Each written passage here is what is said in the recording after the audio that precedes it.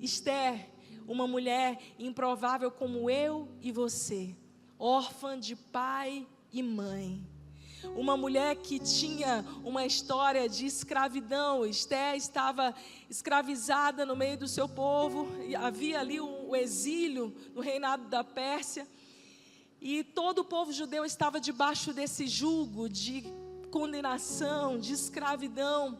E no meio de toda aquela crise, Deus começa a mostrar os tipos de mulheres que eu acredito que são tipificações proféticas da igreja. E a primeira delas, antes de eu falar de Esther, eu preciso mostrar a vocês um padrão errado.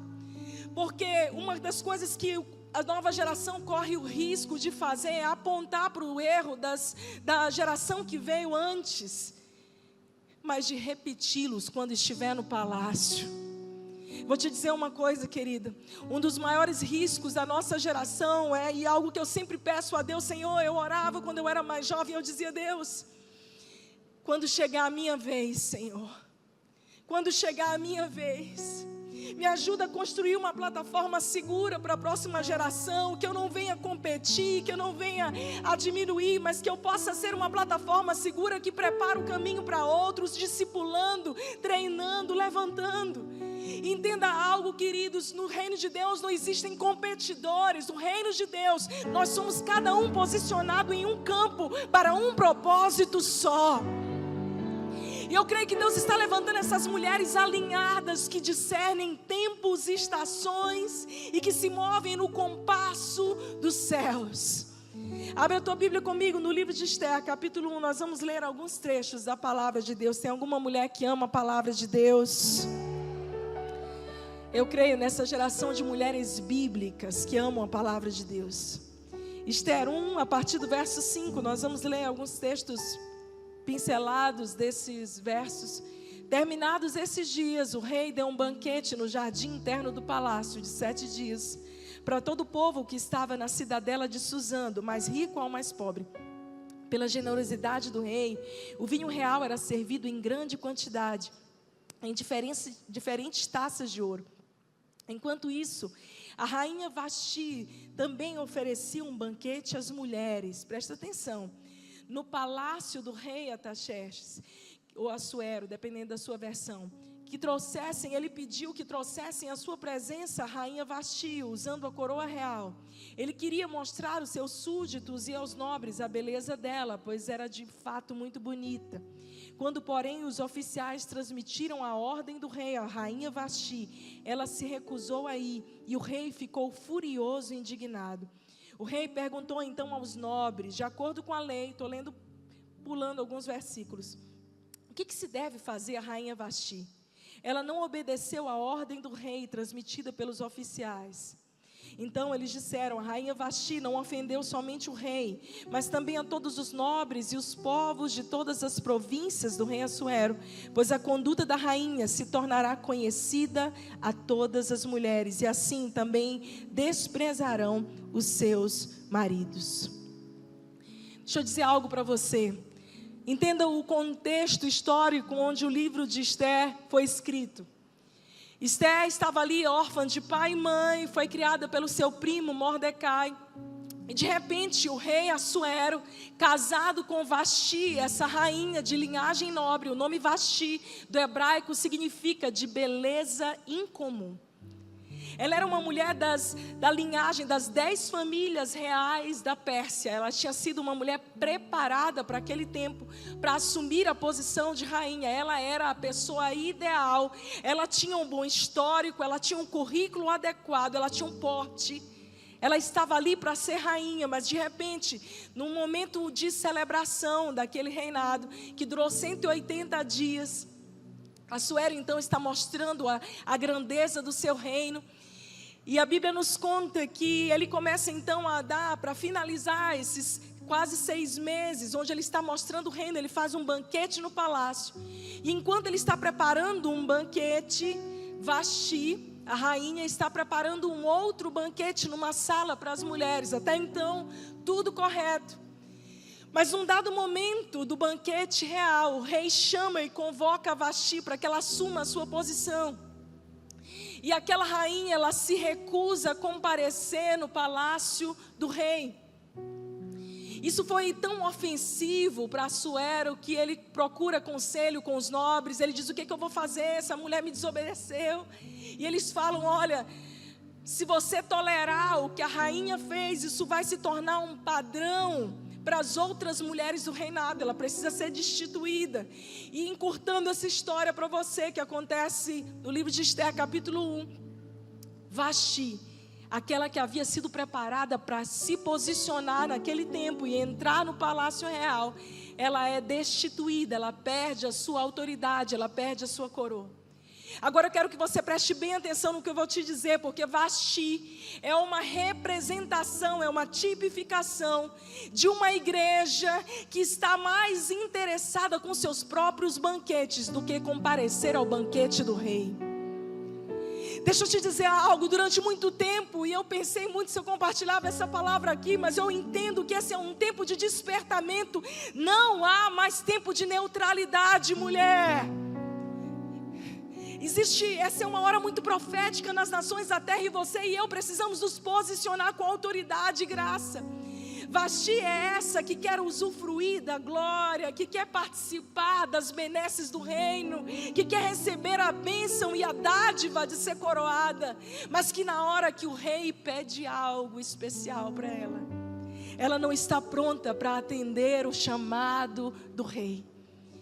E a Bíblia diz que aquilo foi tão chocante, e que os nobres dizem: se você tolerar isso, rei, isso vai se transformar num padrão. E eu preciso dizer isso para você: tudo aquilo que uma geração tolera se torna padrão para a próxima geração. Tudo aquilo que nós como mães, como esposas, permitimos no seio do nosso lar, a próxima geração vai considerar como normal. O que nós temos visto hoje dentro das nossas casas, o ataque na mentalidade dos nossos filhos, as ideologias que se levantaram sorrateiramente, se infiltrando em estruturas de governo. De uma certa forma foi porque nós nos acomodamos nos nossos próprios banquetes. É tão bom ficar nas quatro paredes da igreja, mas eu preciso te dizer, Deus está levantando essas mulheres na unção de Esther, na unção de Débora, que vão entrar em todos os lugares e vão ser uma voz profética de autoridade. Mulheres como Jael, com a estaca e com o martelo na mão, que vão preservar princípios e a palavra dentro da sua casa. Neutralidade não. Aqui não tem mais espaço para neutralidade. Essa é a hora de você e eu dizermos: Senhor, conta comigo nessa geração. Você pode bater no seu peito aí para você acordar e dizer: conta comigo, Senhor. Nós não queremos falhar em ou atender o chamado do rei porque estamos distraídas. Você sabe, um dos maiores riscos da nossa geração é estarmos tão distraídos com os nossos banquetes. Tudo isso aqui nos serve, essa igreja é linda, minha igreja também tem uma estrutura tão abençoada, tão linda. Tudo isso serve ao corpo, à igreja do Senhor, para que a gente possa de maneira excelente glorificar ao Rei. Mas deixa eu te dizer uma coisa: a igreja de Jesus somos eu e você, e quando nos reunimos em um só propósito, nós não podemos nos distrair, mulheres. Sempre vai haver um amor que compete, que concorre com o amor de Jesus. Sabe, eu me lembro, aquela menina com a cara no pó, é a mesma menina que está hoje aqui. Esse lugar que eu tenho cultivado, e Deus tem falado comigo sempre: filha, volta. Todas as semanas, todos os dias eu estou ali no meu lugar secreto, porque o que autoriza uma mulher, o que dá a ela, sabe, voz de autoridade. Nós estamos na época dos influencers, dos bloggers. Deixa eu te dizer uma coisa: mais do que influência, Deus quer te dar relevância, porque a relevância é aquilo que você constrói dentro do coração dos outros, é o legado que você vai transferir para a próxima geração.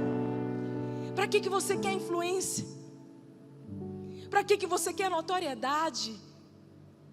Se na hora que o Senhor te chama para um banquete, muitas vezes nós não estamos preparadas para atendermos ao chamado do Rei.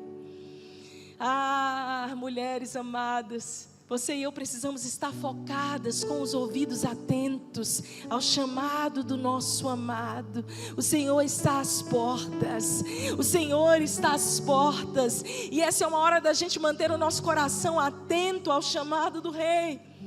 Algo que acontece aqui no livro de Esther é que Vasti é destituída, então um novo padrão se estabelece. Até então, para que uma mulher fosse levantada como rainha, ela precisava ter família real, ela precisava ter pedigree de rainha, ela tinha que ter um bom histórico, ela tinha que ter crescido na igreja, sabe? Ela não podia ter nenhum escândalo, aquela assim que fala assim, nossa, é uma santa mesmo, né? Agora tem um padrão novo. O rei então estabelece um concurso de beleza nacional, onde ele oportuniza qualquer uma das mulheres, dando às improváveis a possibilidade agora de entrarem no palácio com autoridade. Eu vejo esse padrão hoje. Eu não sei qual a tua história, mas eu sei que o meu passado me descredenciaria para estar aqui hoje. Alguém se identifica? Não precisa levantar a mão, não.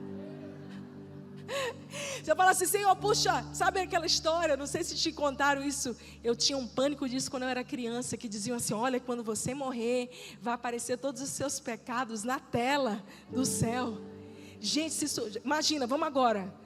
Agora, tem uma irmã que vai ser sorteada e todo o seu passado vai passar no telão agora. Pega a pedra, vamos quebrar. Está amarrado. O que agora se estabelece como padrão é o seguinte: qualquer improvável que esteja disposta a passar pelos processos de unção, qualquer improvável que esteja disposta a passar pelo processo que a unge e autoriza, pode entrar no palácio. Será que tem alguma mulher aqui que quer ser ungida para um novo tempo? Você quer a unção de Deus sobre a sua vida? Eu não sei se você vai continuar com a mão levantada depois do que eu te falar o que é a unção. Porque a unção não é arrepio, a unção não é cair no chão. A palavra unção, se você for estudar a fundo, ela se aplica muito mais à capacitação sobrenatural para fazer aquilo que de modo natural eu não conseguiria. Eu vou repetir. Unção é a capacitação sobrenatural para fazer algo que de maneira natural eu não conseguiria. Então quando você é ungida por Deus, você é levantada por Ele, e aquilo que você não faria por causa das tuas qualificações técnicas, profissionais, por causa do teu histórico, do teu currículo de santinha, Deus vem e pega, transforma você, te unge, e se você for fiel aos processos, então o Senhor diz, ei, você foi ungida para esse tempo, foi para um tempo como esse que eu te levantei. Mordecai, o pai espiritual de Esther, aquele que havia adotado ela. Mordecai é uma tipificação de duas coisas. Mordecai representa aquela figura de autoridade nas nossas vidas, que enxerga em nós aquilo que nem mesmo a gente enxerga. Deus sempre vai levantar um Mordecai para uma Esther. Existe uma geração de Mordecais que vai introduzir Esther no palácio. Essa noiva Esther, eu vou já falar sobre ela, essa igreja Esther, ela está sendo preparada, ela está sendo forjada por pais espirituais maduros, experientes, que vão trazer conselho, graça, e que vão mostrar passo a passo. Para que você seja ungida, minha querida, você precisa se submeter a conselhos. Mordecai também é uma tipificação do Espírito Santo, aquele que nos vê quebradas, falidas, e que acredita em nós, aquele que nos pega no fundo do poço das nossas misérias, e que muda a nossa sorte. Sabe, o Espírito Santo de Deus olha para nós, e talvez você se sinta aqui a mais improvável de todas, e o Espírito Santo sopra, você é filha, você é coerdeira, você é de aliança, eu te levantei para esse tempo. Eu não sei quais são as tuas impossibilidades, improbabilidades. Você tem a sua lista, eu tenho as minhas. Depois a gente pode comparar no final do culto qual é a mais comprida. Mas eu sei que se você ouvir essa voz e for fiel, Deus então vai te forjar e te preparar com graça e com autoridade. Mordecai olha para ela e diz, não, Radassa, essa estrela, essa menina protegida. Hadassah significa do hebraico, entre outras coisas, um dos significados é aquela que está protegida, escondida no secreto. Mordecai sabia que ela tinha sido gerada no secreto. E eu preciso te dizer uma coisa: nada daquilo que Deus vai autorizar na tua vida, nada, o Senhor não vai te levantar se você não for uma mulher gerada no secreto, forjada nos bastidores. O Senhor conhece aquelas que estão com a cara no pó, que todos os dias estão tendo o seu rosto descoberto para resplandecerem da glória dEle. É por isso que Mordecai vem como Espírito Santo e diz: você é uma menina do secreto, vem cá, você está pronta. Agora não te espanta, porque você vai passar por um processo de unção. E ele dura 1 ano, 12 meses de preparação. Veja, aquelas meninas eram, não só Esther, como as outras candidatas, elas eram escravas, elas eram de um povo pobre. Elas deviam chegar ali naquele palácio, completamente sujas. E para que elas se apresentassem diante do rei, elas tinham que passar por 12 meses de preparação. Ah, querida, deixa eu te dizer uma coisa: se você escutar conselhos sábios e se submeter a esses processos em uma nova dieta, porque assim que Esther entra no palácio, 2 coisas acontecem com ela. A alimentação dela é mudada. Tem tudo a ver com as mesas que a Vitória falou. Se você quer ser ungida para o novo tempo, minha querida, então você vai precisar se alimentar de coisas mais poderosas, de coisas mais profundas. Está na hora de sair do raso, igreja, de ser superficial. Está na hora de você dizer: Deus, eu quero do pão vivo que desceu do céu. Eu quero me alimentar da Tua palavra. A Tua palavra é o pão que me alimenta. Deus, eu não quero mais sentar em mesas de superficialidade, de fast foods espirituais. Deus, me dá um alimento, Senhor, que me forja para esse novo tempo. A dieta daquelas mulheres era completamente mudada. E toda vez que Deus quer mudar a vida de alguém, eu posso dizer isso como médica, a primeira coisa que Ele muda é a dieta. Quando a gente vai prescrever um paciente, eu sou pediatra, médica de família, de UTI e auditora, e todas as vezes que a gente prescreve um paciente, a primeira linha é dieta.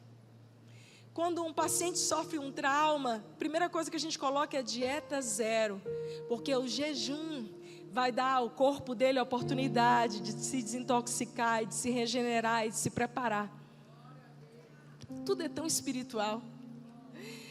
Primeira coisa que o Senhor vai fazer na tua vida, item número 1 da sua prescrição para a unção, é mudar a sua dieta.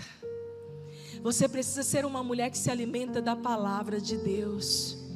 Gente, eu vou dizer uma coisa: em era de internet, tem muita gente se alimentando de reels, de vídeo curto de mensagem. Amém, glória a Deus. Normalmente mensagens motivacionais. Nada contra mensagens de autoajuda, elas são necessárias, têm o seu lugar. E eu, como profissional da área de saúde, a terapia e todas essas coisas são fundamentais. Mas você sabe o que a nossa geração precisa? Não é só de autoajuda, é de ajuda do alto.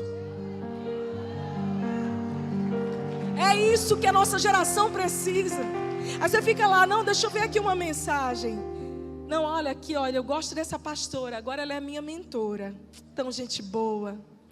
Aí ela falou uma coisa que eu não gosto: unfollow, vou deixar de seguir. Já abusei da voz dela, deixa eu seguir outra. Esses dias eu recebi uma mensagem e a pessoa dizia com muito carinho: ô pastora, você me abençoa tanto, você é minha pastora virtual. E eu podia não responder, mas eu não aguentei.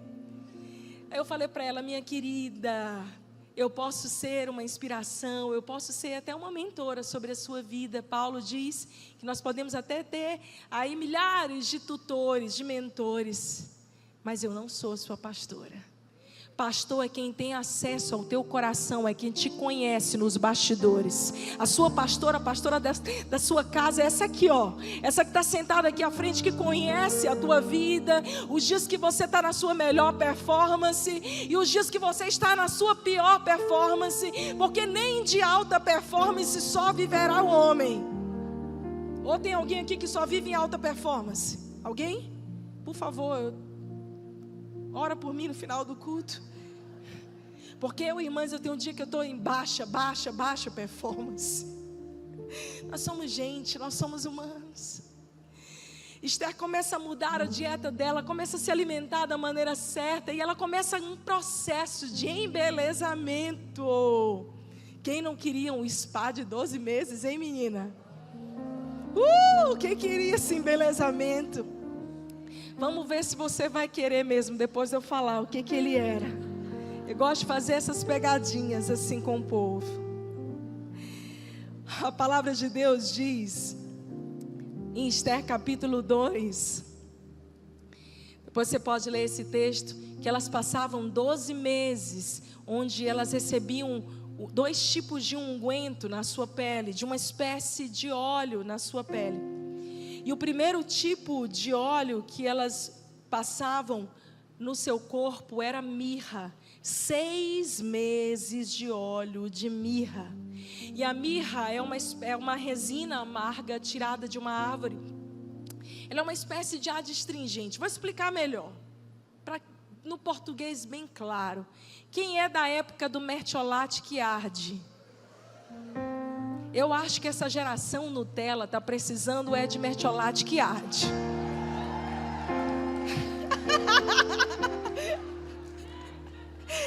Esse mertiolate de hoje, só clorexidina, não arde nada, gente. Na minha época eu me machucava e eu me escondia, era do medo do mertiolate.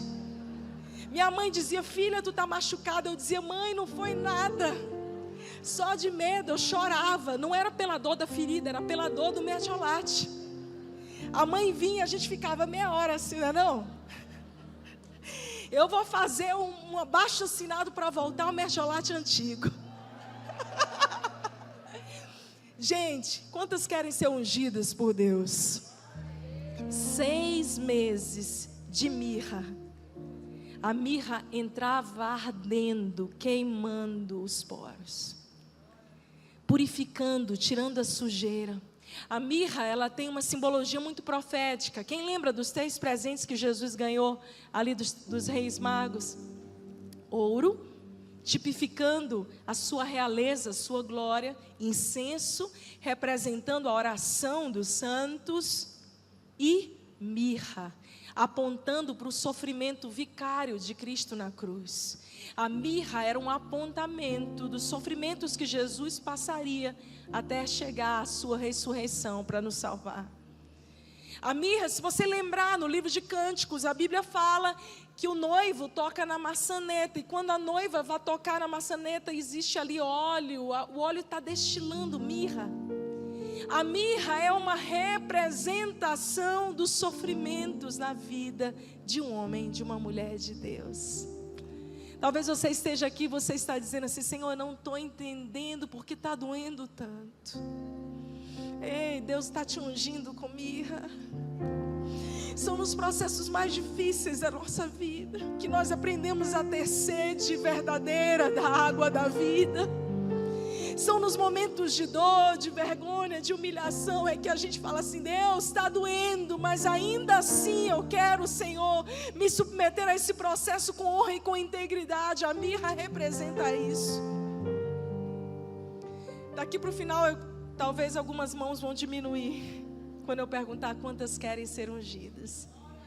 Aí você fala assim: não, 6 meses, graças a Deus, acabou o processo da mirra. Mais 6 meses de um óleo chamado óleo da unção, ou óleo de especiarias, que está descrito lá em Êxodo 30. Êxodo 30, Deus dá a Moisés a fórmula de como ele faria o óleo da unção. Até hoje, em Israel, os judeus preparam o óleo da mesma maneira. Aquelas mulheres eram ungidas com esse óleo. E se você ler, por exemplo, o Êxodo 30, deixa eu achar esse texto aqui. A Bíblia fala sobre os componentes desse óleo, o que deveria conter cada ingrediente desse óleo. Deixa eu achar aqui. Êxodo 30, 22. Em seguida o Senhor disse a Moisés: junte as seguintes especiarias: 6 quilos de mirra líquida. Mais mirra, gente. Não estava bom de mirra não, ai meu Deus. 3 quilos de canela, 3 quilos de cana aromática ou cálamo, 6 quilos de cássia, com base no peso padrão do santuário, e 1 galão de azeite de oliva. Faça com eles o óleo sagrado para as unções, uma mistura de aromas, obra de perfumista. Cada ingrediente deles aponta um símbolo profético da unção da noiva de Cristo. Fala da mirra, então ele vem e fala da canela. A canela é dos ingredientes mais fortes de aroma. A canela simboliza a firmeza, a força na vida de um cristão. Você quer um exemplo? Você faz um bolo de banana com canela, o que que cheira? Você faz um bolo de maçã com canela, o que que cheira? É a especiaria que encobre todos os outros aromas. A canela é uma tipificação profética para resiliência, a força, aquilo que sobrepuja todas as outras coisas. O que Deus está dizendo para nós nessa unção e nessa representação dessa noiva Esther, dessa igreja Esther, que somos eu e você, é de que nós precisamos desenvolver uma fé mais resiliente, que suporta as adversidades. Querida, ainda que lá fora hajam trevas, se você parar para assistir os noticiários, você vai afligir o seu coração com tantas más notícias. Mas eu quero te lembrar que eu e você carregamos a melhor notícias de todas. Nós carregamos as boas novas do Evangelho. Isaías 60, versículo 1, a palavra de Deus diz: levanta e resplandece, porque a glória do Senhor já raiou sobre ti. Eis que as trevas cobrem a terra, mas sobre ti aparece resplandecente a glória do Senhor. É verdade, o mundo jaz no maligno, existe tantos rumores de guerra, tantas guerras reais, mas sobre a igreja do Senhor, nessa última hora, a glória dele resplandecerá de maneira gloriosa sobre você, mulher. Até a tua geração pode ter vindo maldição, mas a partir de você, da sua decisão, os seus filhos, os seus netos, as próximas gerações colherão da sua decisão honrada. Uma fé firme, a despeito das tempestades, eu estou firme no Senhor. Eu vou te dizer uma coisa: o lugar mais seguro do mundo não é dentro do barco. O lugar mais seguro do mundo é onde Jesus está. Se Jesus estiver dentro do barquinho, é o seu lugar de descanso. Mas se Jesus estiver te chamando para andar sobre as águas, então sai do teu barco e coloca o pé para fora. A tua segurança está apoiada no Senhor. Se é para aplaudir, aplaude ao Senhor com vontade. Dá um glória aí.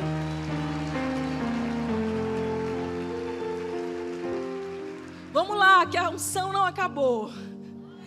Ainda tem aqui o cálamo, que é uma erva cicatrizante. O cálamo tem um poder de cura, um unguento. E eu preciso dizer algo para você. Jesus quer sarar as tuas feridas, mulher. Sabe, você não deve se envergonhar das suas cicatrizes, porque as cicatrizes são marcas de superação e de milagre. Mas está na hora de nós darmos um basta em sermos uma colecionadora de feridas. Você não tem culpa do que fizeram contra você no passado, mas você pode escolher não se vitimizar hoje. Você pode escolher dizer: eu não sou mais uma vítima. Passou, eu agora sou uma mulher de cicatrizes. Como diz a palavra de Deus, eu carrego em mim as marcas de Cristo. Talvez só vocês e Deus saibam as marcas que você tem aí nas tuas costas. Quantas marcas você carrega?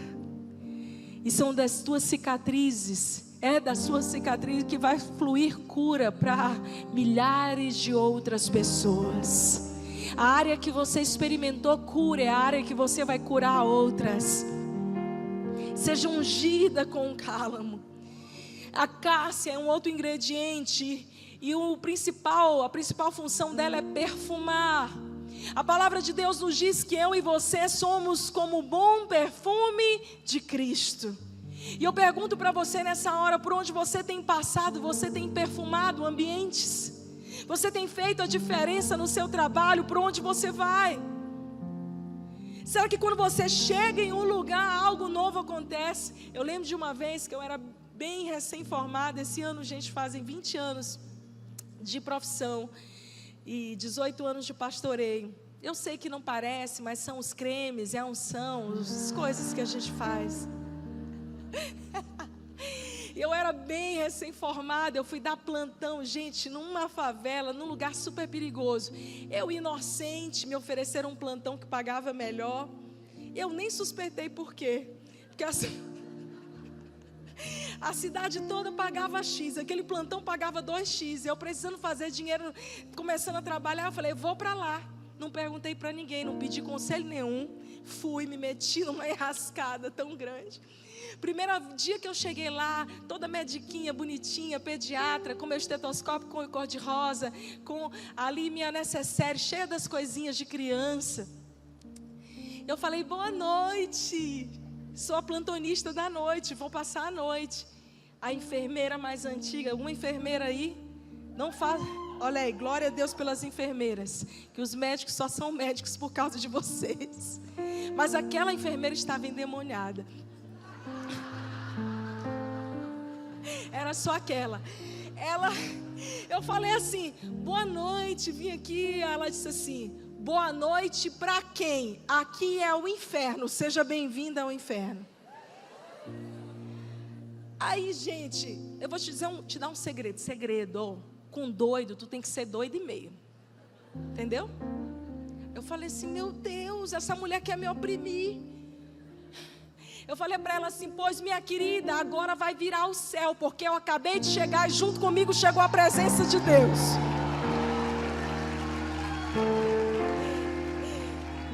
Jesus foi tão bom e misericordioso comigo, que nos 2 anos que eu dei plantão noturno naquela casa, os meus plantões eram uma paz. Nunca teve invasão de gangue, acontecia de tudo nos outros, mas o meu, que as enfermeiras diziam, doutora, que dia a senhora vem dar plantão? Porque é no seu dia que eu quero vir. Que eu não sei o que a senhora tem. Eu dizia, é a unção. Vocês não vão entender porque a unção é coisa sobrenatural. Ei, querida, você e eu carregamos o bom perfume de Cristo. Você e eu carregamos essa graça de mudar atmosferas. Deixa eu te dizer algo, nunca mais se acovardes. Levanta, a segunda-feira vai começar. Tem uma hashtag aí que todo mundo coloca, hashtag sextou. Eu quero levantar uma outra hashtag, hashtag segundou. Vamos viver, vamos pro play, vamos manifestar a glória de Deus onde nós formos. Mulheres cheias da presença de Deus. E aí tem mais o óleo de oliva, o azeite. Eita, que esse aqui é bom. Mateus 25. 5 virgens prudentes carregavam fogo. 5 virgens nessas carregavam uma lamparina com fogo. As 10 tinham fogo, mas só 5 tinham óleo extra. Deixa eu te dizer uma coisa, querido. Quando a noite escura vem, e ela vem sobre todo mundo, assim é a vida. Jesus disse, João 15, no mundo tereis aflições, mas tende bom ânimo, porque eu venci o mundo. Essa palavra ânimo, do original, do grego, não quer dizer empolgação. Ânimo quer dizer fôlego. O que Jesus está dizendo é que você e eu precisamos de fôlego de vida todos os dias. Fôlego do Espírito. O que aquelas virgens carregavam era azeite extra, que manteve as lâmpadas delas acesas no momento mais escuro. O único lugar que você e eu podemos produzir azeite é no Getsemane, é no jardim da prensa do óleo. São nos momentos de dores, de aflições. Deixa eu te dizer uma coisa, você e eu precisamos aproveitar a crise, é isso mesmo, aproveitar as crises para produzir o nosso melhor óleo. Talvez tem gente aí que está com estoque de óleo, bastante. Já foi apertada, pressionada, não é não, minha irmã? Você sabe o que é passar no Getsemane, não sabe não? Deixa eu te dizer uma coisa, não fuja da unção. Olha para tua irmã e diz isso para ela, não foge da unção. Não foge dos processos. Esther passa por 1 ano de unção, então ela chega diante de Assuero e ela é eleita nova rainha. Uau, aquela mulher preparada, a improvável, a órfã, a miserável, aquela que estava escrava, agora é levantada por Deus para entrar no palácio. E quando é a vez dela de fazer tudo certo, ela começa a se distrair. Você sabe por quê? Talvez você nunca tenha ouvido falar sobre isso de Esther. Mas no livro de Esther, capítulo 4, nós vemos uma mulher que foi forjada, que foi ungida, que foi preparada. E quando ela chega para assumir o lugar dela, há uma crise. Os judeus começam a ser perseguidos pelo espírito de Amã, o mesmo espírito que continua atuando nos dias de hoje. Amã descendia dos amalequitas, e os amalequitas sempre foram inimigos do povo de Deus, e eles entravam sorrateiramente quando Israel estava distraído. A primeira vez que Israel enfrenta os amalequitas é quando eles saem do Egito, ali perto, em Refidim, perto do Monte Sinai. Eles sofrem um ataque dos amalequitas. Os amalequitas nunca chegaram para destruir Israel, para dizimar, não, eles vinham minando pelas bordas, eles se infiltravam. Deixa eu te dizer uma coisa, olha bem aqui para mim. A principal artimanha do inimigo contra mim, contra você, vai ser se infiltrar na nossa casa, nas nossas igrejas, tentando fazer enfraquecer a nossa fé, nos distrair. Esther estava ali no palácio, e algo estava acontecendo, e ela não estava percebendo. Mordecai vai na porta do palácio, vestido de pano de saco e cinza. E a primeira atitude de Esther está lá no livro de Esther, capítulo 4. Ela fala, não, ele não pode estar vestido de pano de saco e cinza. Manda para ele uma vestimenta real. Ela tenta para dizer para ele assim, não tem crise nenhuma, não tem problema nenhum, está tudo bem. Mordecai diz para ela, que é isso, eu não vou trocar a minha roupa, essa hora é hora de pano de saco. E então ele diz uma das palavras mais fortes que ele poderia dizer para ela. Ele diz, olha, se você se calar, socorro e livramento virão de outra parte para os judeus, mas tu e a casa do teu pai perecerão, Esther. Quem sabe não foi para um tempo como esse, Esther 4,14, que você foi levantada como rainha. A Bíblia amplificada diz, eu gosto muito do que diz, quem sabe se não foi para essa exata ocasião, para esse tempo, que você foi posicionada nesse lugar. Ela está lá distraída, ela quer trocar, ela quer a roupa de Mordecai. Deixa eu te dizer uma coisa, olha bem aqui para mim. Não adianta, igreja, a gente dizer que está tudo bem lá fora. Nós precisamos ser realistas. Eu preciso te dizer mais. A positividade não vai ser suficiente para sustentar você de pé. Fé é muito diferente de pensamento positivo. Fé é você reconhecer que há uma realidade, mas ainda assim você decide crer no sobrenatural. Hebreus 11, fé é a certeza daquilo que eu não vejo, a convicção de fatos que ainda não aconteceram. Então, embora eu seja realista, eu ainda assim creio no meu Deus que está acima de todas as improbabilidades. O que nós temos visto é uma geração sofrendo porque, não vamos pensar positiva. Deus não te chamou só para você ser uma mulher positiva. É muito melhor que você seja positiva do que uma negativista. Mas é tão bom quando você aprende a ser uma mulher de fé. Eu não estou vendo acontecer na minha casa, eu ainda não estou vendo nos meus filhos, eu ainda não estou vendo no meu marido, mas eu creio que o amor sobrenatural do meu Pai vai invadir a minha casa.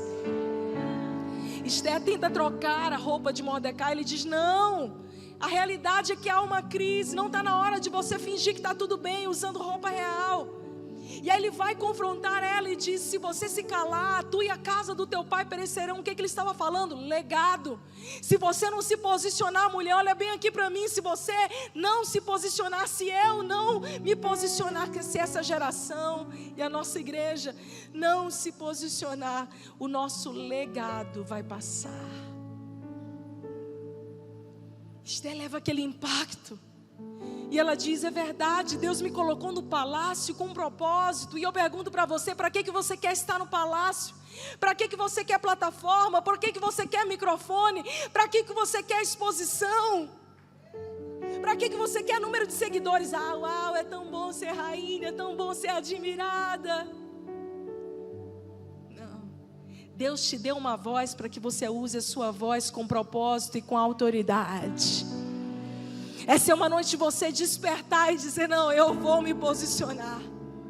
Ela então se posiciona e ela faz algo sobrenatural. Ela diz: olha, ok, eu vou vestir pano de saco. Foram 3 dias de jejum e pano de saco. Você sabe por quê? Porque tem hora na nossa vida que a gente tem que sentar e chorar. A gente tem que parar de dizer assim: não, tá tudo bem. Esses dias eu falei com uma irmã e ela tinha passado por um assalto, uma situação tão difícil. E eu liguei para consolar ela, mas mais do que uma atitude de fé, eu vi nela assim ela não queria reconhecer que estava sofrendo, sabe? Eu sei que ninguém passa por isso aqui. Aí ela disse: não, pastor, eu vou sair dessa mais forte, kkk, kkk. Aí eu falei: Tem horas, irmãs, que o melhor que a gente faz é sentar, chorar, clamar, entrar em jejum, vestir pano de saco, se resguardar, se esconder um pouquinho mais. Esther faz isso. Mas no livro de Esther, capítulo 5, verso 1, algo sobrenatural acontece. Quantas mulheres querem ser ungidas por Deus? Glória a Deus, estou gostando de ver que as mãos já estão levantadas. A Bíblia diz que depois daqueles 3 dias, Esther convoca o jejum, porque ela diz: se eu entrar na presença do rei, sem ser chamada, eu posso ser morta. Orem por mim, jejuem comigo, eu vou. E se eu perecer, pereci. Você sabe o que a gente precisa de mais mulher corajosa para dar cara ao tapa e dizer: eu vou falar, eu vou pregar, eu vou me posicionar. Porque eu vou te dizer uma coisa, minha querida: nós somos levantadas por Deus como guerreiras, e você está no fronte de batalha. Se ninguém te falou isso, eu estou aqui para te avisar. O Senhor tem te dado armas, o Senhor tem te enchido de graça, o Senhor tem te empoderado do Espírito Santo para um tempo como esse. E no capítulo 5, verso 1, a Bíblia diz que Esther pega o vestido real dela. Ela arranca o pano de saco, ela coloca o vestido real e ela entra na presença do rei para interceder pelo seu povo. Deixa eu dizer algo para você. Existe uma hora de pano de saco. Mas existe uma hora que você tem que se vestir da roupa de autoridade que o Senhor te deu. Eu vejo muitas mulheres por onde eu vou. Eu já tenho a oportunidade de discipular, de cuidar de mulheres há quase 25 anos. E por onde eu vou, eu vejo mulheres que estão há tempo demais com panos de saco. E você sabe que é muito profético eu falar isso justamente hoje, porque hoje é o 3º dia dessa conferência. A Bíblia diz que Esther faz aquele jejum, mas no 3º dia, ela pega os vestidos reais dela e ela decide entrar na presença do rei como uma intercessora. Existe poder de ressurreição no 3º dia. Eu creio que essa é uma noite que Deus vai trocar roupas aqui. Você não viu, né? Mas debaixo da sua cadeira aí tem uma sacola com um presente, roupa nova. Quem que gosta de roupa nova? Foi um anjo que colocou aí. Os teus vestidos reais estão te esperando, esperando você deixar o pano de saco. Quanto tempo, irmã, chorando, lamentando pelos traumas, pelas dores. Tudo bem, é necessário. Mas eu quero declarar, igreja, nós estamos debaixo dessa unção de Esther. Dessa igreja que está sendo ungida, forjada, preparada por Deus para entrar nos lugares de governo e de influência, não de cabeça baixa, mas de cabeça levantada, olhando para o autor e consumador da sua fé, Jesus. Nós não temos mais o que temer. Nós podemos confiar nesse Deus soberano, maravilhoso e poderoso. Existe poder de ressurreição nesse lugar. Existe graça de Deus nesse lugar para mim e para você. Eu creio, nós vamos orar agora. E eu creio que o Senhor está girando, mudando a estação de muitas mulheres. Talvez você estivesse distraída no palácio, buscando a sua bênção. Deixa eu te dizer uma coisa, você já tem a bênção. Mas o que Jesus está fazendo conosco é nos tornando uma bênção. Ser tu uma bênção, mulher. Deus te levantou para um tempo como esse na sua casa. Você vai sair daqui não só para mais uma conferência de mulheres maravilhosa, incrível, mas você vai sair daqui empoderada pelo Espírito Santo para transformar realidades por onde você for. Nunca mais intimidada e calada. Uma mulher ungida por Deus sabe o seu lugar. É tão poderoso, você pode ficar de pé no seu lugar. Nessa sacola que está debaixo da sua cadeira aí, com essa roupa nova, tem mais uma coisa. Tem um anel. Amã tinha um anel, ele se infiltrou no governo, o espírito de Amã, ele manipula Assuero para matar o povo judeu. E ele tem um anel, o Assuero está tão ludibriado, enganado por Amã, que ele dá o sinete, que era um anel para estabelecer decretos para Amã. Só que aquilo que o inimigo tramou contra o povo de Israel se voltou exatamente contra ele. E eu quero profetizar nessa noite que tudo aquilo que o inimigo planejou contra você, se ele veio por um caminho, ele vai voltar em 7, no poder do nome de Jesus. Tudo aquilo que o inimigo armou contra você, contra a noiva, a igreja do Senhor, ele será destituído no poder do nome de Jesus. Assuero dá o anel nas mãos de Esther, e ela junto com Mordecai, eles começam a legislar, estabelecer decretos. Eu creio que há sobre essa igreja, a igreja do Senhor dessa hora, uma unção para estabelecer decretos. Uma igreja que assumiu o seu lugar.